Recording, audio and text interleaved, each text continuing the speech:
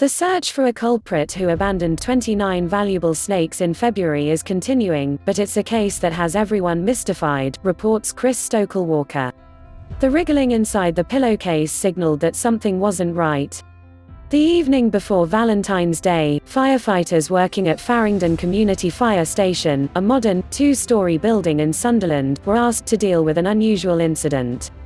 The location was a bin around the back of their station, where Buzz Lightyear bedding hid 13 royal python snakes, each between 2 and 4 feet long. Tyne and Weir Fire Service were approached for this story, but declined to participate. The RSPCA was called and the officer who arrived at the scene took the cold and already lethargic animals home to warm them up. The following morning, the 14th of February, a local vet found that all were in good condition except one, which later died. It was at this point that RSPCA Inspector Trevor Walker was called in. Though he works in nearby Newcastle, he's a Yorkshire lad and was due to visit family in the county that day. As the snakes needed to be moved to a specialist RSPCA holding centre in Yorkshire, he volunteered to carry them in the boot of his Volvo hatchback. "We had 12 snake bags, each one containing one snake, laid in the boot where it was nice and warm," he says. "I didn't mention it to the wife until we were halfway there. I don't think she'd have been happy if she'd known." Having safely deposited the snakes, Walker got on with family matters. But as he was looking at his iPad the next day, he received a fresh alert. Another set of snakes had been abandoned in exactly the same place. This time, one more royal python and 15 corn snakes, left in 2 taped and ziplocked pink pillowcases. "Any normal decent person has a mix of horror and shock," says Alec Wood of Northeast Reptile Rescue, which regularly rehouses reptiles whose owners are unable to continue keeping their pets. "It's an act of cruelty, and none of us like to see that happen to any animal. It paints the hobby in a bad light," he adds. "A very bad light." The twin findings captured the imagination of local and national media. "It's really unusual to see this kind of volume of snakes," says Walker. "There'll always be the occasional snake that has escaped his vivarium, and you find him basking in the sun the following day. But this was different. For these kind of numbers, it must have been some kind of a trade, possibly some kind of pet shop," he adds. Though why would a pet shop abandon these snakes which are quite valuable to them and are a source of money? The RSPCA's inquiries are continuing, hampered by the fact that there wasn't any CCTV footage of the area. PETA, an animal rights campaign group, offered a £2,500 reward for any information leading to the arrest and conviction of whoever left the snakes. "It takes a disturbing and dangerous lack of empathy to dump so many animals," said PETA Director Eliza Allen. Though an estimated 400,000 snakes are kept as pets in homes across the UK, keeping pythons and corn snakes isn't cheap. The RSPCA recommends housing each in a separate vivarium, large enough for the animal to stretch out, with one end warmer and lighter than the other. The space must be well ventilated, but humidity levels must also be carefully controlled to resemble West Africa, in the case of the pythons, and dry American scrubland or forest in the case of the corn snakes. "There's a lot of money that has to be tied up in looking after these kinds of snakes, which leads us away from the odd house that's got a vivarium with one snake in," says Walker. "Very unusual. But specialist snake keepers can't think who the reptiles would have belonged to either. If somebody was trying to get rid of a collection that big, people would know about it, and there just isn't anything," says Alec Wood.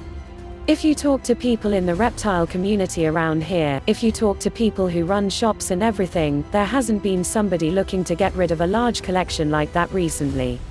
He points out that some of the royal pythons were varieties with rare colors or patterns, known as morphs. One was a spider morph, yellow with very fine black lines. "They're fairly expensive, or have been in the past," Wood says. This suggests to him that it wasn't the owner who got rid of the snakes. Perhaps a tragedy occurred, he suggests, a sudden domestic breakup, an unexpected serious illness or a death, as a result of which a friend or relative was left with a large collection they had no idea how to look after or offload.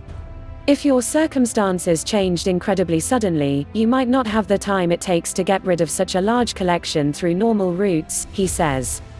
Chris Newman of the National Centre for Reptile Welfare (NCRW), based in Tunbridge, Kent, agrees that the sudden appearance of the snakes out of the blue is odd. Hobbyists are a tight-knit community, he says, so one of them should surely have known who the snakes belonged to.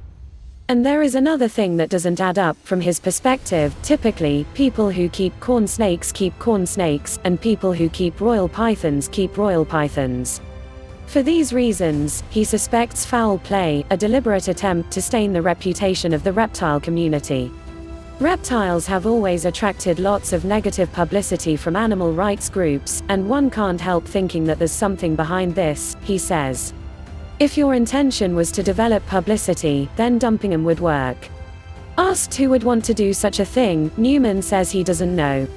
But Alec Wood says some are uneasy about the RSPCA's involvement in the case because of its historical opposition to the keeping of all exotic pets.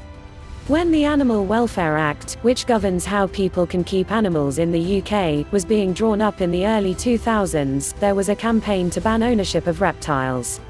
It wasn't successful, but snake hobbyists haven't forgotten.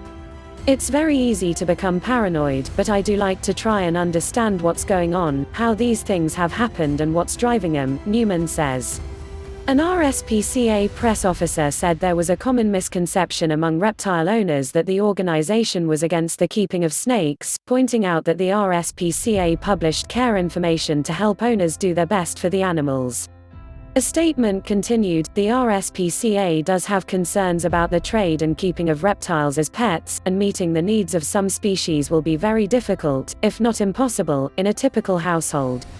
There are some species, for example, which grow very large, such as reticulated pythons which can grow up to 30 feet long in captivity. It would be very difficult for owners to provide an enclosure with sufficient space for these animals in a typical home environment. Peter still argues that snakes suffer in private ownership. Many are torn away from their natural homes and shipped hundreds or thousands of miles in appalling conditions, only to be shoved into a small tank and later dumped, as these animals were, the organization says. It recently launched a campaign demanding legislation to ensure snakes are given space to stretch out fully. Commenting on the suggestion that an animal rights group could have dumped the 29 pythons and corn snakes, a PETA press officer said, "Please know that at PETA we respect snakes and we protect snakes. To suggest otherwise is to slander us." In the meantime, the RSPCA investigation goes on. "We've put out an appeal for anyone who noticed anything that happened over those 2 nights, particularly whether any vehicles were seen in the area," says Trevor Walker. There are a couple of leads the charity is following up, but which it isn't willing to disclose. So far, Walker says, the police have not been asked for help. As and when the investigation proceeds, if there's any time we need to get access into a building, a property, or a domesticated area, that's when we'll involve the police and ask for their assistance.